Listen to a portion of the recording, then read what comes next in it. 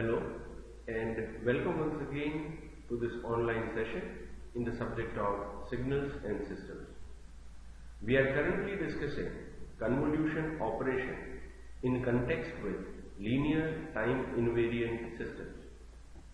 If we try to recollect the concepts that we discussed in the last session, then we discussed what convolution operation is, both for continuous time as well as discrete time systems, and we had also seen properties that are satisfied by convolution operation, namely commutative property, associative property, distributive property, and properties related with convolution operation with impulse signal.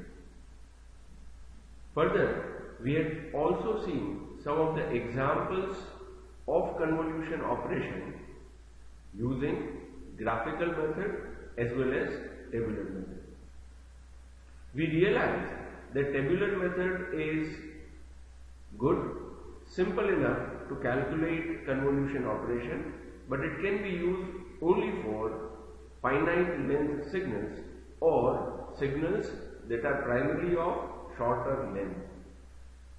In this online session, we would try to discuss few more examples on convolution operation where we would try to use the formula of convolution to calculate it. Right? So let us start with the first example. Here we are given with two signals. X of n is equal to u of n, which is a unit step signal, and h of n is equal to a raised to power n u of n, where mode A is said to be greater than 1. And we are asked to find y of n, which is convolution of x of n and h of n. So what is given to us is, we are given with a system whose impulse response h of n is given to us. We are also given with the input to the system, and we are supposed to calculate what would be the output y of n. X of n is u of n, h of n is a raised to power n u of n. Now, as per the formula of convolution, the output y of n can be calculated as y of n is equal to convolution of x of n and h of n, which is given as summation k from minus infinity to infinity x of k h of n minus k. So, given the value of x of n and h of n, I need to first calculate x of k and h of n minus k. So now x of n is given as u of n, which is equal to 1 for n greater than or equal to 0, and it is 0 for n less than 0. This is the standard definition of a unit step signal. Now what I need to do, what I need to find is x of k. This can be done by simply substituting n with k. So x of k would be equal to u of k, which would be equal to 1 for k greater than or equal to 0, and it is 0 for k less than 0. So we get the first term in this convolution relation.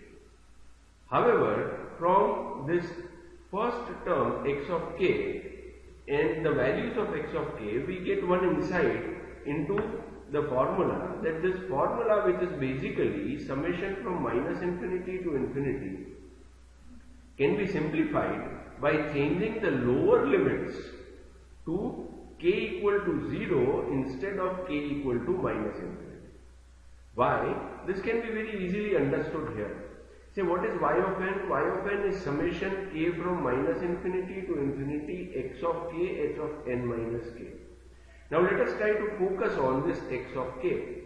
What is the nature of x of k? X of k is 1 for k greater than or equal to 0, and importantly, it is 0 for k less than 0. It means that in this summation, this term x of k is 0 for k less than 0. It means that for all negative values of k, this term is 0. Now if this term is 0, multiplication of this term with any value of h would be 0, and summation of 0 would give you the same value. It means that now there is no need of considering the values of k from k equal to minus infinity, because for all negative values of k, the value of x of k is 0 and hence it is not going to affect the summation.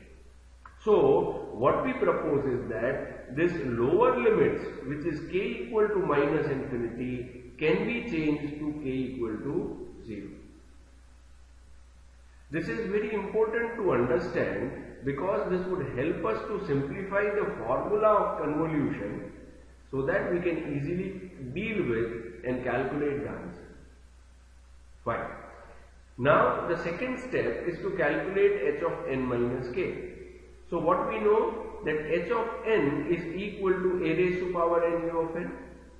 So what would be h of n minus k? So this n here is substituted by n minus k.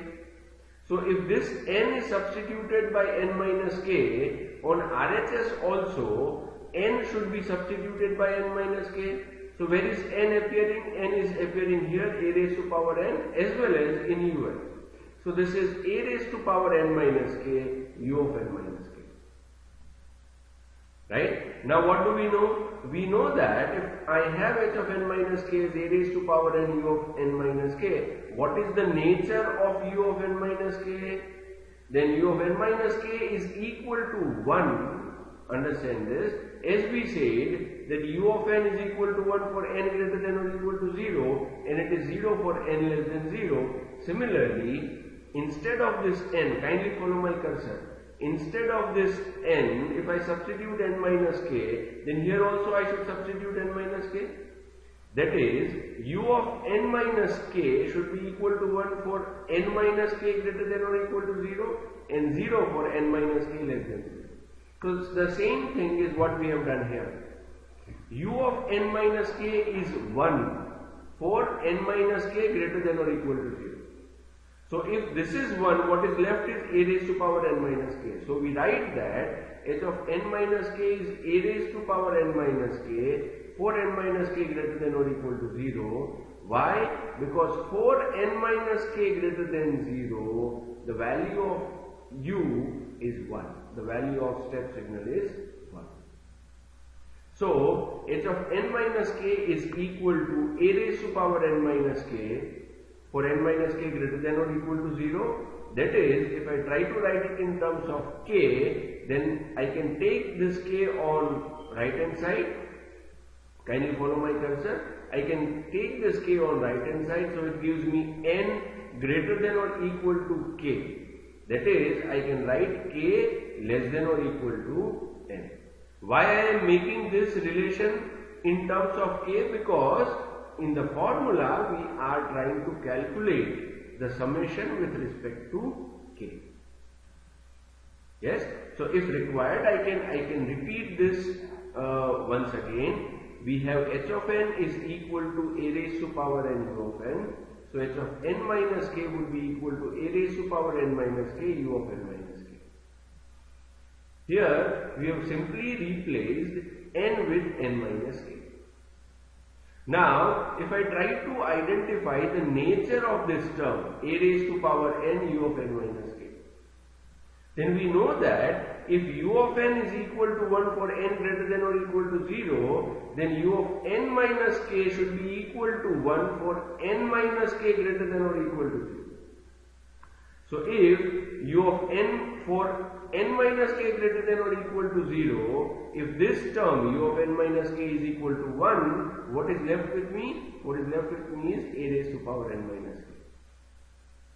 And if u of n minus k is equal to 0 for n minus k less than 0, for n minus k less than 0, then what is left with me? 0 multiplied by a raised to power n minus k is 0. Now how can we write n minus k greater than or equal to 0 in terms of k? Then I can write n minus k greater than or equal to 0 in terms of k as k less than or equal to n. Hence, similarly, this would be 0 for k greater than 10. So once again, what do we find? is that h of n minus k has some value a raised to power n minus k for k greater than or equal to, for k less than or equal to n, whereas it is 0 for k greater than n.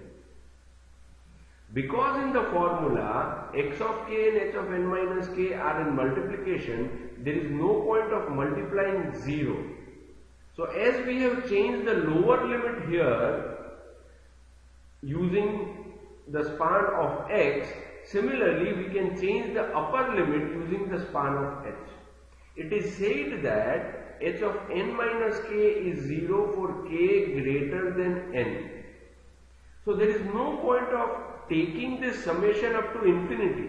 Why? Because if you take this summation up to infinity, the values of h of n minus k beyond k equal to n is 0. So 0 again multiplied by the value of x would give you 0, and there is no point of adding 0.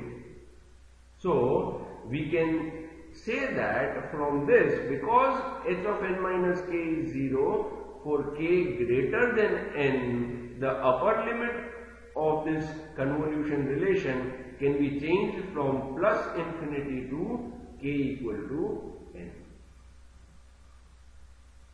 Right? This is something which is very basic and it is required to understand, and we will be trying to follow the same practice in almost all the examples of convolution that we try to calculate using formula.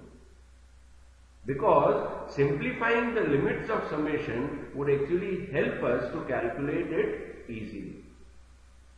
So now, looking at the condition of x of k, we have changed the lower limit from k equal to minus infinity to k equal to 0, and looking at the condition of h of n minus k, we have changed the upper limit from k equal to infinity to k equal to n. So now I have y of n is equal to summation k from 0 to n. Instead of minus infinity to infinity, I have now 0 to n. Now between 0 and n, what is the value of x of k? Then we know that the value of x of k is equal to 1. So I will substitute 1 here. And what is the value of h of n minus k? Then we have seen that h of n minus k has a value a raised to power n minus k. That is what I have substituted here. Now because this summation is with respect to k, a raised to power n, a raised to power n minus k can be written as a raised to power n multiplied by a raised to power minus k. Now a raised to power n is a constant for this summation which is with respect to k. So I have taken a raised to power n out. So what remains inside the summation is a raised to power minus k. We can do this because the summation is with respect to k. So a raised to power n becomes a constant for this summation. So a raised to power minus k, I would like to write it as 1 upon a raised to power k. Why do I do this? Because I know one formula for finite summation. This is a standard formula. What is the formula? Summation n from 0 to capital N, a raised to power n. Summation n, small n, from 0 to capital N, a raised to power n is equal to 1 minus a raised to power capital N plus 1 upon 1 minus a, if a is not equal to 1.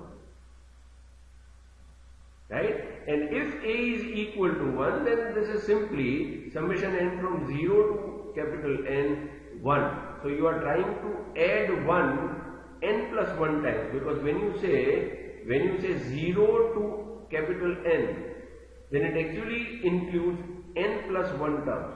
You say 0 to 3. So so what does it include? It includes 0, 1, 2, 3. So it basically includes 4. So if a is equal to 1, that is if this is equal to 1, it is 1 raised to power n. 1 raised to power anything is always 1. So how many times you are adding 1? You are adding 1 from 0 to capital N times. If you add 1 from 0 to capital N times, what you would get would be n plus 1.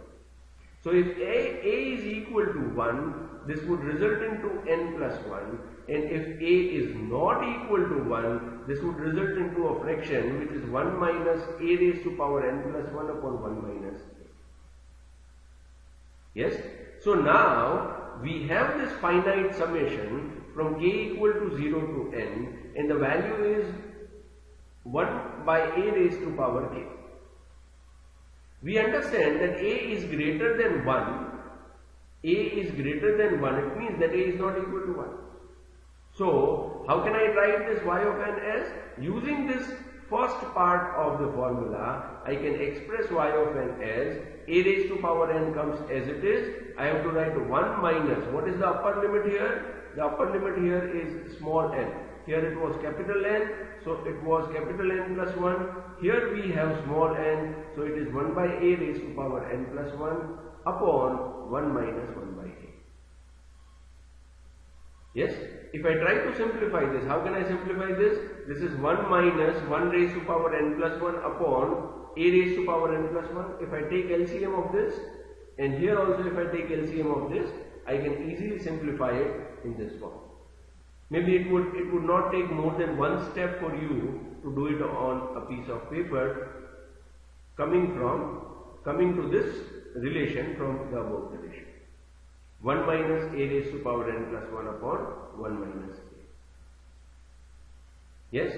Now if we ask ourselves that this relation of y of n that we have derived, it is true for what values of n? Then we would say that y of n would have this relation for n greater than or equal to 0, and it would be 0 for n less than 0. This can be understood in two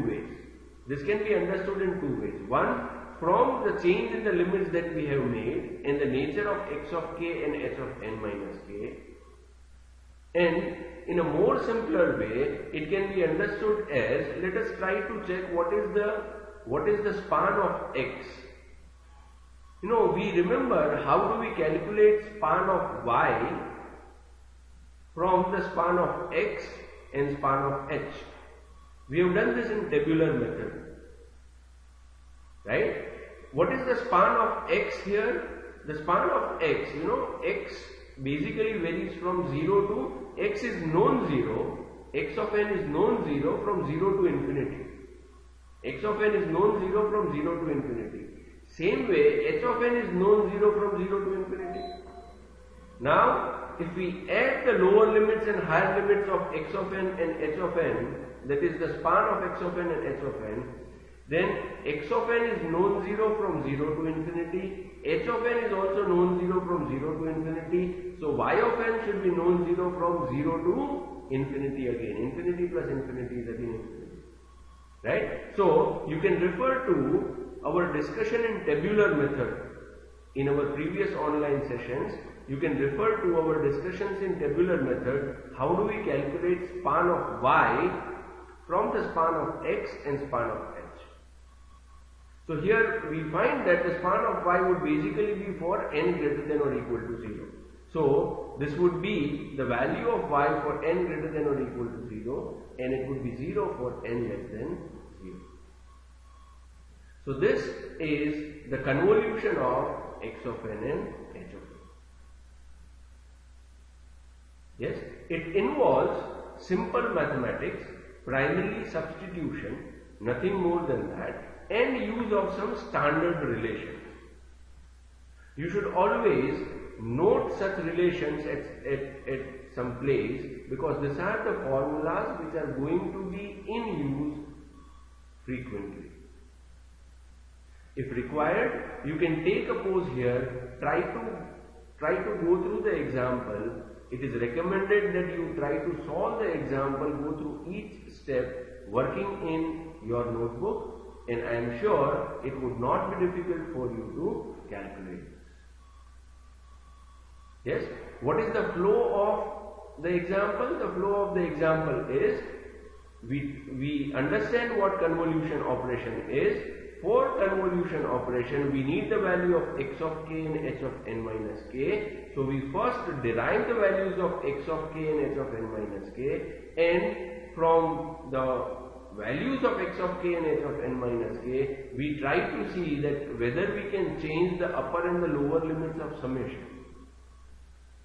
So accordingly we change the limits of summation. This brings us to some known formula for summation, which we simply use and try to calculate y. Fine. If it is clear, let us try to move on to the next example. This example is similar to previous example but little more general in nature. Here again we are given with two signals. X of n is equal to a raised to power n u of n, and h of n is equal to b raised to power u of n, and we are supposed to calculate y of n, which is convolution of two circles. And we are asked to calculate this for two cases. The first case is when a is not equal to b, and the second case is a is equal to b. Our approach for solving such examples would remain same. That is, we are given with x of n, which is a raised to power n u of n, h of n as b raised to power n u of n. Output y of n using convolution operation can be given as summation k from minus infinity to infinity x of k h of n minus k. So what would be our first target? Our first target would be to get the value of x of k and try to see if it helps us to simplify the limits of summation. The second step would be to calculate h of n minus k and again try to see whether it helps us to change the limits of summation. So let us try to calculate x of k. X of n is given to us as a raised to power n u of n.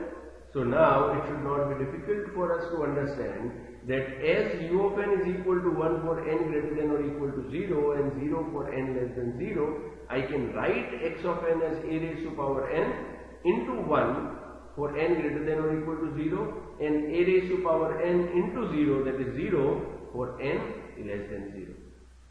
Now if this is the nature of x of n, I can always get x of k by substituting the value of n equal to k.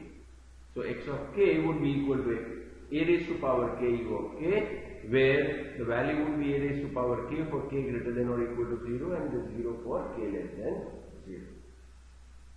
Now again, looking at the nature of x of k, we find that because x of k is 0 for k less than 0, there is no point of calculating this summation for negative values of k. Because for all negative values of k, this x of k is going to be 0. So 0 multiplied by anything does not have any meaning, and adding 0 to anything is not meaningful. So we make an inference that the lower limit in this formula can be changed from k equal to minus infinity to k equal to 0. Same way, let us try to comment on h of n. H of n is b raised to power n u of n, so we need h of n minus k, so h of n minus k would be b raised to power n minus k u of n minus k. Now what would be nature of this? We have discussed this in the previous example, immediate previous example, that u of n minus k would be equal to 1 for n minus k greater than or equal to 0 and 0 for n minus k less than 0. So what do we get here? We get b raised to power n minus k into 1 for n minus k greater than or equal to 0 and b raised to power n minus k into 0 for n minus k less than 0. So this is what we get. Now if I try to see n minus k greater than or equal to 0, it can be written as k less than or equal to n. So h of n minus k is 0 for k greater than n. So again we come back to our convolution relation at 1, where we find that this h of n minus k is 0 for k greater than n.